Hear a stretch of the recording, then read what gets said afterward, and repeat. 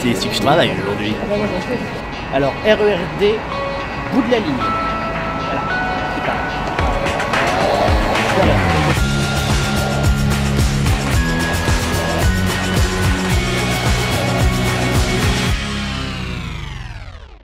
Bonjour et bienvenue dans ce premier épisode de la pause de l'ouvreur. Je m'appelle Rémich et je serai votre ouvreur pour ce marathon de Seigneur des Anneaux et Hobbit au Grand Rex. Le Seigneur des Anneaux et le Hobbit sont des adaptations cinématographiques de romans de Tolkien, un auteur sud-africain du XXe siècle dont les œuvres fantastiques ont gagné en popularité au fur et à mesure des décennies. Nous allons nous intéresser aujourd'hui à celles qui ont été réalisées par Peter Jackson. Peter Jackson est un réalisateur néo-zélandais qui a d'abord fait ses armes avec des films comme Fantôme contre Fantôme ou Brain Dead. Il s'est ensuite attaqué à l'immense œuvre qu'est celle de Tolkien avec non pas 1, mais 6 films, à savoir La Communauté de l'Anneau, Les Deux Tours, Le Retour du Roi, et ensuite avec Un Voyage Inattendu, La Désolation de Smaug et La Bataille des 5 Armées. On va y avoir du noix barbu. Alors déjà c'est le 5e marathon Seigneur des Anneaux. Donc le premier lieu en 2010. Ensuite on en avait fait un avant chaque sortie du Hobbit, donc 2012, 2013, 2014. Et donc là, aujourd'hui c'est le 5e. Par contre c'est le premier marathon Hobbit naturellement, vu que le dernier est sorti en décembre. Donc il faut savoir aussi qu'en rapport avec le Seigneur des Anneaux, il y a eu quand même une big avant-première en 2002, en présence de tout le cast, Peter Jackson himself, qui était déjà venu au Rex en 88, présenter un film Bad Test, pour qui il a eu le prix du spécial Gore, et il était totalement inconnu, film de genre, personne connaissait. Il revient en 2002, superstar au Rex, tapis rouge, Christopher Lee, Liv Tyler, et j'en passe, et j'en passe. Et il y a eu la dernière avant-première du Hobbit, Les 5 Armées, dont le prochain donc sort en Blu-ray DVD le 22 avril, qui a eu lieu le 4 décembre dernier, et donc qui a... Donc le maître Jackson est revenu sur ses terres conquises, donc le Grand Rex, qui est devenu en quelque sorte le temple du Seigneur des Anneaux. Est-ce que c'est votre premier marathon? Eh oui, c'est mon premier marathon. Oui. Oui, c'est mon premier marathon. Ah, par contre, c'est pas votre premier truc parce que vous avez le t-shirt de l'avant-première. Et oui, j'ai été à l'avant-première ici même pour voir Peter Jackson. Oh yeah! Yeah! Qu'est-ce que je veux dire? Comment a été cette avant-première au Grand Rex? Génial, magnifique, j'ai pas de mots. Franchement, c'est un souvenir Sublime. Sublime. Incroyable. Incroyable. Amazing. Ah bah c'était génial, on était dans la salle avec Peter Jackson, avec Martin Freeman, Richard Armitage, c'était génial. Alors qu'est-ce que vous attendez de cette journée? Je pense qu'on va tous s'éclater. M'amuser avec les amis qui sont là et voir aussi tous les fans qui sont présents. On va m'amuser, passer du bon temps avec mes amis. Je suis venu avec des potes, donc le but c'est de passer un beau moment, de revoir les 6 films, d'avoir un concert, enfin je veux dire, que demander de plus? Vous le sentez comment là cette journée? Extraordinaire, il n'y a pas de souci là-dessus, enfin aujourd'hui et demain puisqu'on reste tout le week-end. Allez, on va juste tester le niveau de décibels, est-ce que le Grand Rex est là?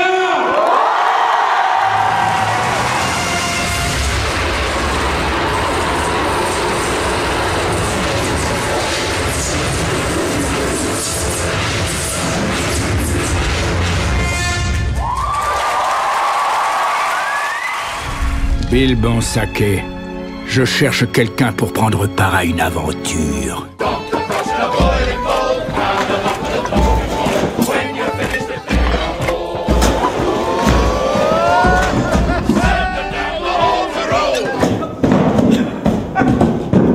Alors comment ça après cette mise en bain? C'était bien, il y avait de l'ambiance, c'était marrant et puis le film toujours super quoi.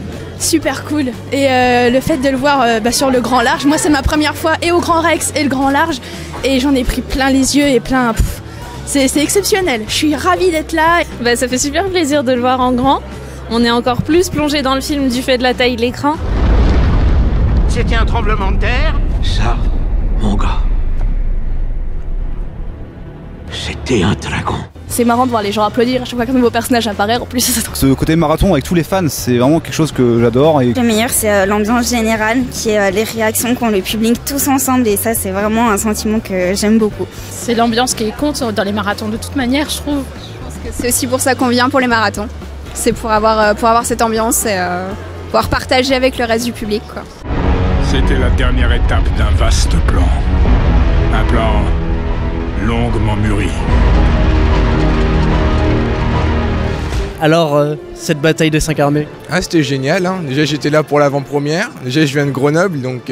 Ah ouais, déter quand même. Donc, déjà, pour l'avant-première, j'ai découvert le Grand Rex. C'était génial, c'était très épique. Honnêtement, c'était beaucoup d'émotions, surtout la fin. Petite fin émouvante, c'est un peu comme un adieu de Peter Jackson au monde de l'heroic fantasy. On sait pas s'il va en faire derrière. Pas que de Peter Jackson, je pense, c'est aussi de tous les acteurs et de toute la troupe derrière. I leave home and know where the road then takes me. I cannot tell. We came all this way, but now comes the day to bid you farewell. Est-ce que vous pouvez nous présenter un petit peu le concert de ce soir, surtout le groupe qui va le jouer? Bon, eh bien, en fait, c'est le Nicolite Orchestra qui va ce soir interpréter un concert du nom de Écho de la Terre du Milieu, qui va regrouper tout un tas de musiques de l'univers de Tolkien et des films de Seigneur des Anneaux et du Hobbit qui sont sortis récemment.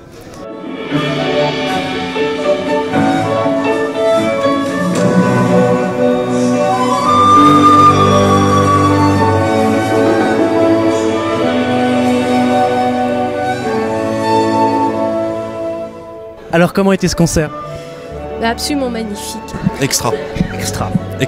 C'était vraiment génial.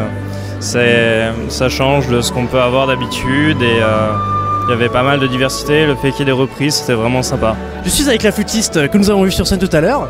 Alors comment était ce concert depuis la scène?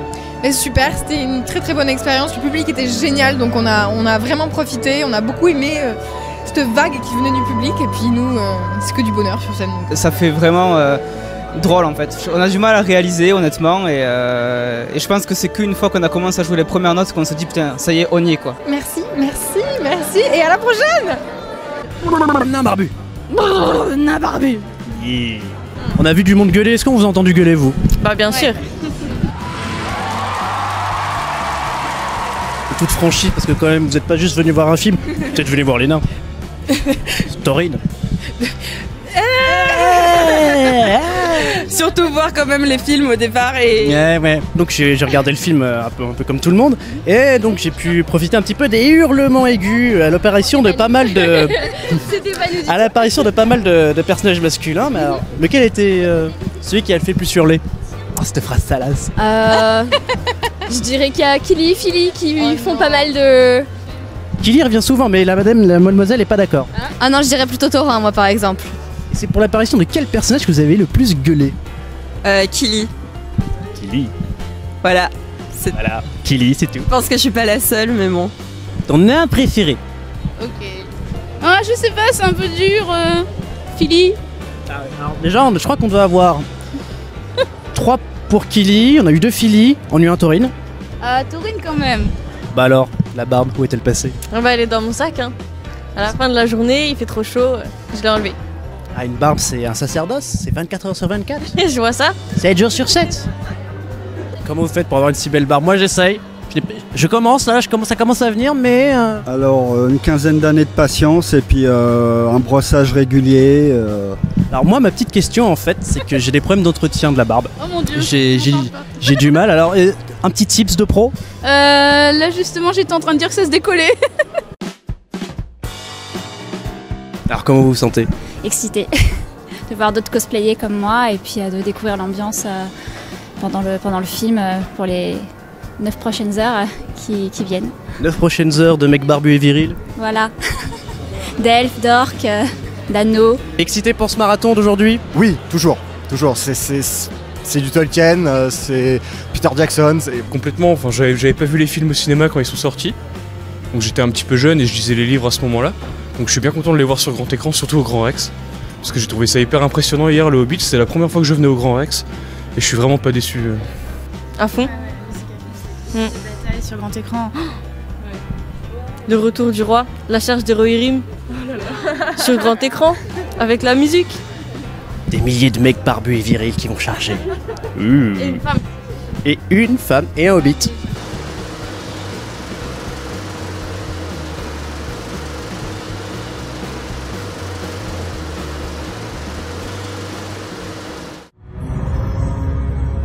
La légende parle de Sauron, le seigneur des ténèbres, et de l'anneau, qui lui conférerait le pouvoir d'asservir le monde.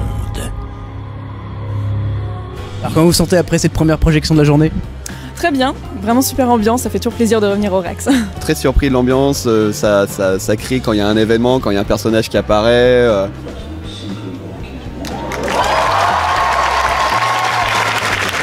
Et c'est une autre façon de vivre le cinéma que je connaissais pas finalement et j'ai adoré ça. Il y a des petites répliques à des moments, c'est vraiment très sympa. Le You Shall Not Pass par exemple. You Shall Not Pass qui était magnifique, juste magnifique.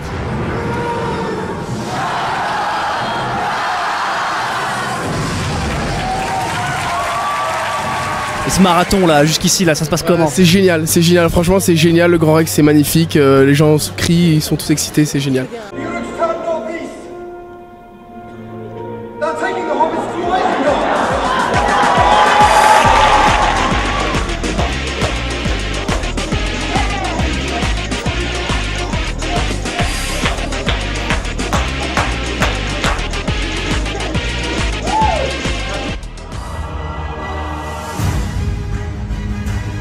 Le jour ne se lèvera plus pour les hommes. Alors cette bataille du gouffre de Helm?